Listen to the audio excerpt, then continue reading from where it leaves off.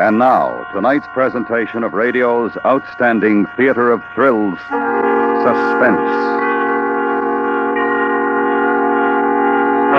Tonight, the story of two people and the terror that rode with them in the city.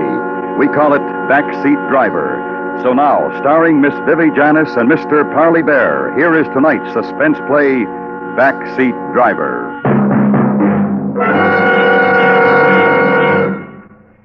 It can't happen to you. You read about stuff like that in the papers. Girls murdered and mutilated, drunks left dying in the gutter for the handful of change they had in their pockets. Lonesome old men tortured because some hoodlum gets the idea they're misers with a pot of gold hidden under the floorboards of the shack.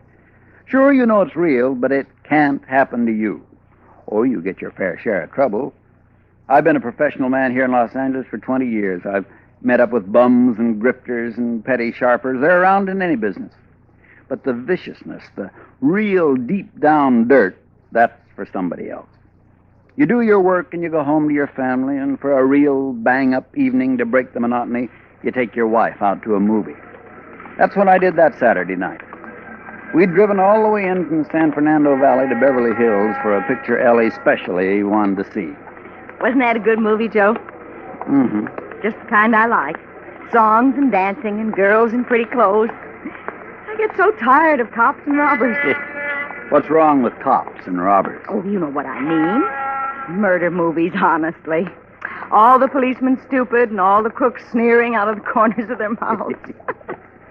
The stuff those Hollywood boys dream up. You'd think the streets were knee-deep in blood and you couldn't hear yourself think for machine guns. Well, you get him first, honey. Yeah, okay.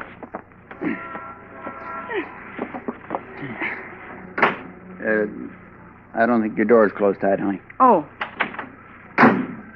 Oh, don't forget about the gas. Oh, I got plenty to take us out the valley. I'll fill up at Bill's.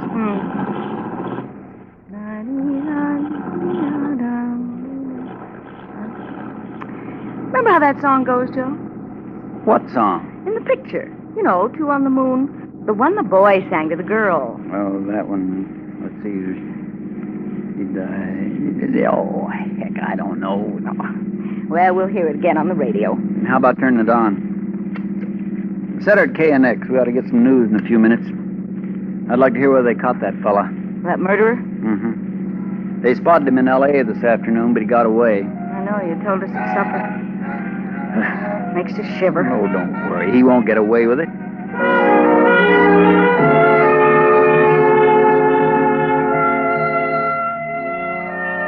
We left the lights of Beverly Hills behind us, and I turned into Coldwater Canyon.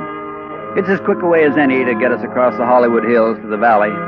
It's dark in the canyon, quiet, with mighty little traffic at night. I flipped my lights up full, and we swept up the side of the ridge. The news program came on, but I didn't pay much attention. The fellow was talking about brush fires. They'd already put out the one near my place, though they were still patrolling it. We were over the ridge and sliding down to the valley before the program got to the part I wanted to hear. The latest news on the New Hampshire murder. Oh, there it is. Yeah, put it up higher, Ellen. Wiped out an entire family in Greenlee, New Hampshire. Today he was spotted 3,000 miles from the scene of his crime. At 5:30 this afternoon, the patrolman saw and definitely identified Matrick in downtown Los Angeles. However, by darting through heavy traffic at the risk of his life, the killer was again able to make his escape. According to neighbors of the slaughtered family, Matrick first appeared in Greenlee about a year ago. From fingerprints in the Noland home, Lewis Matrick has been identified as Lloyd Matthews, ex-convict. He's wanted for questioning in the robbery and murder of a New York storekeeper a year ago, a crime that netted the killer less than $20. Matrick, or Matthews, is 32 years old, height 5 feet 9 inches, weight 155 pounds. He has blue eyes, light brown hair, nose slanted to the left. When seen this afternoon, he was wearing a blue suit and gray pork pie hat. Awful. Just awful. Not pretty, no. Somewhere around L.A. this minute. Joe. You think it's right us leaving Annie and Bud all alone while we... now, Ellen. Annie's grown up, and Bud can take care of himself. You can't wrap those kids in cotton wool. I know. I'm silly, I guess. Neighbors close all around. All they'd have to do is yell. Joe, what would make a young man do a dreadful thing like that? Could be a lot of things. Maybe he's got a screw loose. Maybe he went nuts over a girl. Maybe he gets a kick out of killing like some of them do. You know all the answers. Hey, Joe. Joe! Keep going. Go on, keep going. I've got a gun here. I'll use it.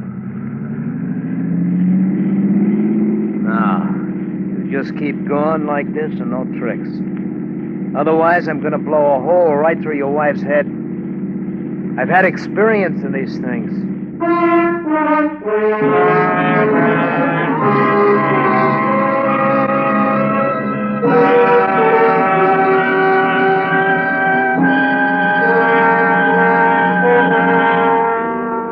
You are listening to Backseat Driver, tonight's presentation in radio's outstanding theater of thrills, Suspense.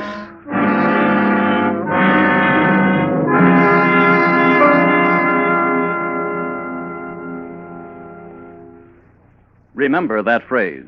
Thursday night, hang onto your chair and bring in the whole family to keep you company, because you'll want some people near you when the Whistler comes around. You'll hear his mysterious whistle open the door to another mystery on most of these same CBS radio stations. And now we bring back to our Hollywood soundstage Miss Vivi Janis and Mr. Parley Baer, starring in tonight's production, Backseat Driver, a tale well calculated to keep you in suspense. I drove that car like we were skirting the rim of the Grand Canyon with nothing between us and the bottom but a mile of country air. This was it. The thing that happens to other people, to the ones that end up on slabs in the morgue. But not to me. Not to Ellie. The first car we'd seen since we left traffic swooped down behind us. It passed, but not before the headlights caught our passenger clean in my rear view mirror. He was hunched forward, sitting on the edge of the back seat so as he could keep the gun rammed into the nape of Ellie's neck. He had light brown hair, pale eyes, and a nose that slanted. His mouth twitched, jittery. As the car went by, his eyes caught mine in the mirror and flickered. Keep your eyes on the road. Sure. Lose your hat? Bright boy, huh? Like I said, you know all the answers. No, I didn't lose it. I stuffed it down a drain. Still wearing the blue suit, though. I figured it changed pretty quick now. Think yours will fit me? You can have the suit and the car. Just let us... Shut up. Let's see if you can both be bright enough to keep your trap shut. Turn left on Ventura. Take the slow lane. Don't try playing no tricks. I've been here before. Okay by me. That's real white of you. Straight out to open country, Mac. Then I'll take the missus up on that offer of the suit and the car. What happens to us? Well, you just walk home. What else?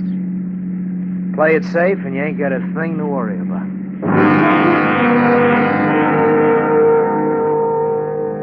Nothing to worry about. Once we got out into open country, we didn't have a chance of walking away from that car. All a murderer can hope for is time. He doesn't leave witnesses around to get the law on his tail 1 second sooner than necessary. All I could do was stall and pray and make what feeble gestures I could at Lady Luck. The thing that came into my mind was so risky it brought my hair up on end, but there was a chance, provided that trigger finger didn't start jerking. In the bright lights of the boulevard, I didn't think he'd notice, but a traffic officer would. I turned into Ventura and took the far lane, obedient as a whip pup. We must have made 2 or 3 miles before I heard what I was hoping for. What's that? An ambulance, I guess. We hear a lot of them here in the valley. That ain't no ambulance. It's a motorcycle cop. Joe, it's young Mike Kennedy. He patrols this Look, stretch. what are you up to? What are you trying to pull? Nothing. The kid's a You friend think you of can ours. get me easy, huh? I want you. I ain't going alone. You ask. Listen, will you? The kid lives near us, practically grew up under our feet. All he wants is to pass the time of day or maybe send a message to our Annie. Yeah? Yeah. You start popping now and we'll all be dead. Keep your shirt on and I'll get rid of him. Okay. But, buddy, it better be good.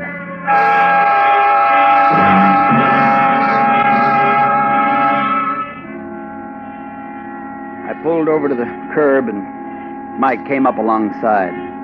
He sat balancing the bike between his knees and the grin on his face was a mile wide.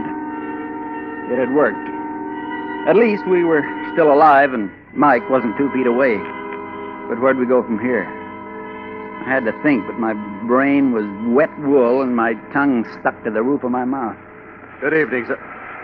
Well, what do you know? If it isn't Uncle Joe.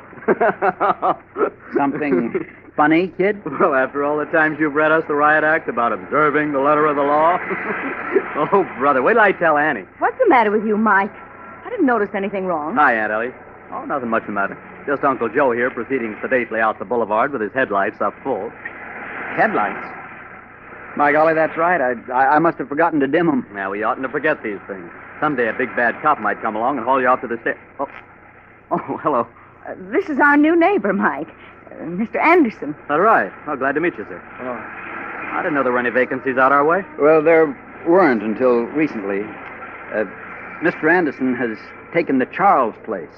The Charles place. You kidding? No. At last, it looks like things got too much for old man Charles. He's clearing out for good. Well, kind of sudden, wasn't it? Yeah, I guess so. Oh, it's too bad. For old man Charles, I mean. Mighty nice for Mr. Anderson, though. Good places are hard to find these days. All right, Uncle Joe, I'll let you off this time. Give my love to Annie. Mike. Yes, sir? Watch it. Nothing. Come see us soon, boy. Always glad to have you. Oh, thanks. I'll be around my next night off. Got a date with Annie. Well, so long.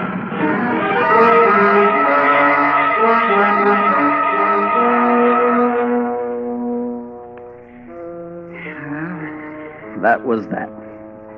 Mike turned his bike and headed back down the boulevard. The chance had come and gone, but it felt to me like half my mind went off of that boy yelling at him. Must have been half a minute before I could pull myself together and ease back into traffic. Nobody said anything. I didn't dare to, neither did Ellie. I couldn't see her, but I could feel her holding herself stiff as a ramrod, scared even to turn her head. When two people have lived together as long as we have, each one knows what the other one's thinking. I went back to driving and praying. That and cutting my eyes up to the mirror just in case there might be a white motorcycle eye following us. There wasn't, of course. In the back, I knew he was watching, too. Those flickering eyes darting like lightning between us and the rear window. The way I'd figured it, we'd started out with just about enough gas to get us back to Bill's station. When we hit that, the meter ought to show empty. The gas gauge was hidden from me by the rim of the steering wheel, but I was pretty sure I was right. I waited until I saw the red and green lights above Bill's pumps a block and a half away, and then very slow and easy, I slumped over for a peek at the gauge. I leaned just a little too far. Sit up. Sure. What now? What were you looking at? I was just easing the crick out of my neck. Yes, you was. You was looking at the dash. So that's it, huh? Fresh out of gas. Now, look, I just remembered it. Don't give me that. You knew it all along. From now on, you keep your hands on the wheel, Mac, but let me do the driving. If you're near that filling station, get high-test gas and fill her up. Hi, Joe. Evening, Ellie. Hi, Bill. Evening, Bill. Oh, evening, sir. Yeah. Up to the top? Yep. Ethel. Ethel it is. Here you've been to the pictures. Yeah. You people know everybody in the whole valley. Well, we've lived here 20 years. From back when this was farmland. Of course we know lots of people. I don't like it. Just get 5 and get out of here. Make it 5, Bill. Okay. Say, I was up to Miranda's for supper. Oh, is that right? Well, I heard chili gets better every time. Don't see how it can, but it does. She's saving some for you, you know. Said you'd be around after the show. Oh, my. I saw Miranda this afternoon, told her we'd be by for sure, Joe. Well, that'll be $1.50 on the nose. $1.50. Here, thanks, Bill. Well, same to you.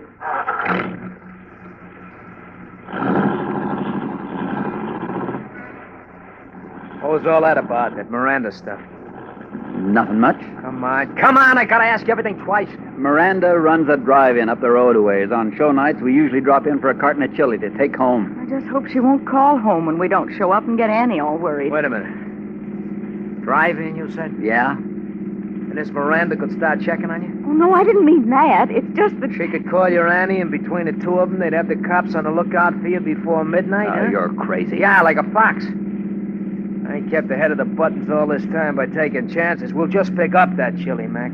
You want me to go to Miranda's? Why not? Leave Annie get a beauty sleep. I can cover a lot of ground before tomorrow morning. I ain't eaten so good lately. I could use the food, too. With you and the missus to front for me, what's to worry about?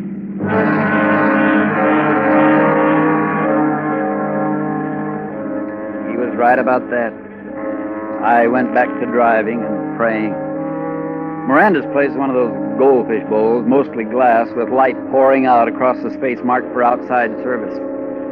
She saw us pulling up, grabbed a quart carton off the back shelf, and hustled to the door. Here you are, Ellie. I was just saying to Betsy, better fix up that chili, Betsy. It's about time Ellie and Joe were showing up, figuring the distance from Beverly Hills. Oh, who's that in the back seat? I don't seem to recollect your face, young man. Though anybody will tell you, I never forget a face. Well, this is Mr. Anderson, Miranda. He just came out from the east. Oh, is that a fact? Say, Joe, you planning to go straight up Ventura home? Why, sure. Well, don't you do it. Go the back way, even if it does take longer. Of course, that brush fire between here and your place is out, but there are still 50, 60 men patrolling it. What's that? But that ain't nothing to what's going on further out the valley. That new fire's clean out of control, licking up hundreds of acres. They've been sending truckloads of firefighters past here all evening. Roads blocked for miles, they tell me. The road is blocked? For miles, they tell me. All them poor ranchers losing their homes. Being from the east, mister, you wouldn't understand, but brush fires is awful things once they get out of control. Yeah, thanks. Joe, suppose we start moving, huh? Let's take the back way to your house. To our house? What say? You staying with Ellie and Joe? Yeah, until I can get into my own place. What are we waiting for, Joe? Good night, Miranda. No. Well, goodbye. Be sure you come see me, Mr. Anderson. I'll be looking for you.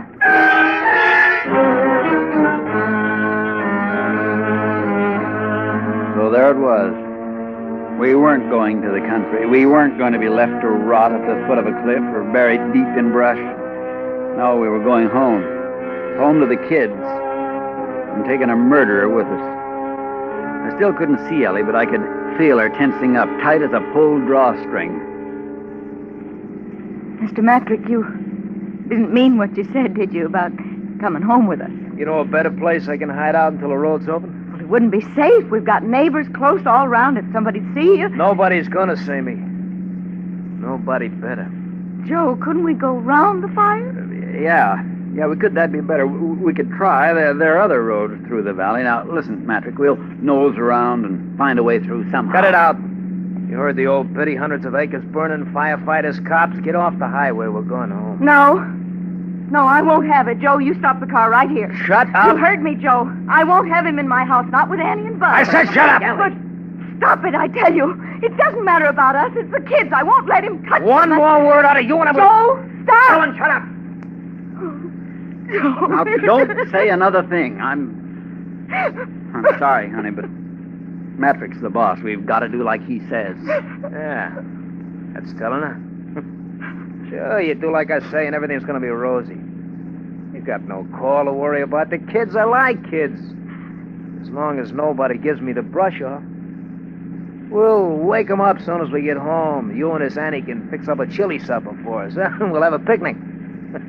And as soon as the fire's out, we'll all take a trip to the country. Another picnic, huh?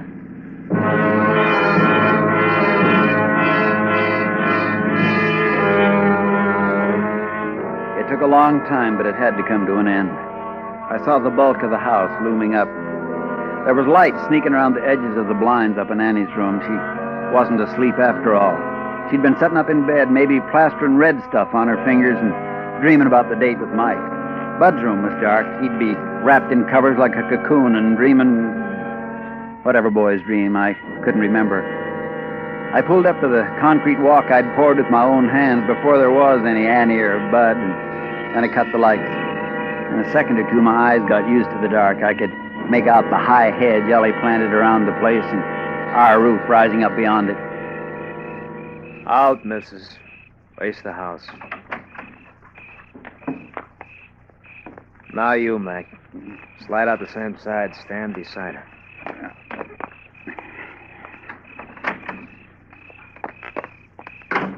All right. Walk to the door. Slow, no funny business. I'm right behind you. Look out! I'll kill you! It's okay, Mike. I got it. You all right, Uncle Joe? And Ellie? Ellie, you all right? All right, indeed. Smack flat on my face on a concrete walk and you falling on me. There's nothing wrong with her. Ah, that's my girl. Well, just don't stand there. Help me up. Here. There we are. Got to get in the house before the kids come busting out here. I won't have them mixed up in this. Well, how's he doing, boy? I got him through the gun hand in the right shoulder, see? Lucky shot, cop. If you weren't lucky, you'd all be cold meat by now. Maybe. Matrick, isn't it, Uncle Joe? That's him. Miranda described him to you? The old girl doesn't miss a trick. She even knew you were taking the back way home. You left a clear trail, Uncle Joe. That's slick work. I had to get him out of the car before the fireworks started. Ellie didn't stand a chance. She helped, though. Ellie catches on quick. I'll bet.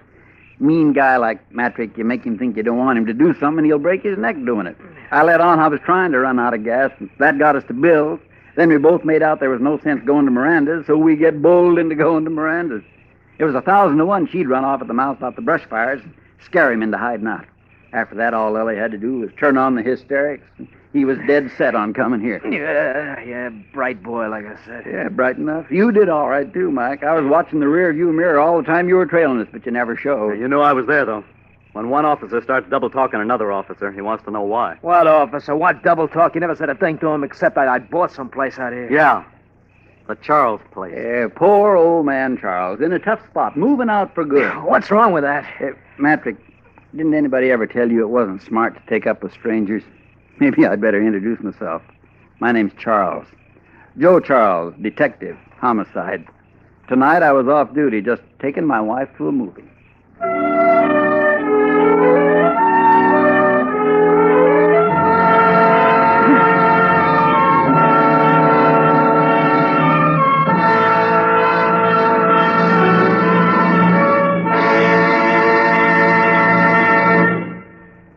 Suspense, in which Mr. Parley Baer and Miss Vivi Janis starred in tonight's presentation of Backseat Driver.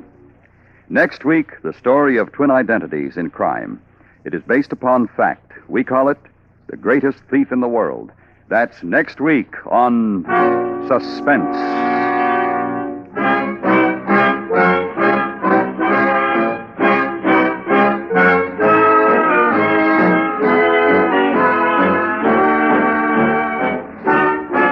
Suspense is produced and directed by Anthony Ellis. Tonight's script was written by Miss Sally Thorson. The music was composed by Rennie Garrigan and conducted by Wilbur Hatch. Featured in the cast were Larry Thor, Tony Barrett, Jack Edwards, Joe Cranston, and Helen Cleve.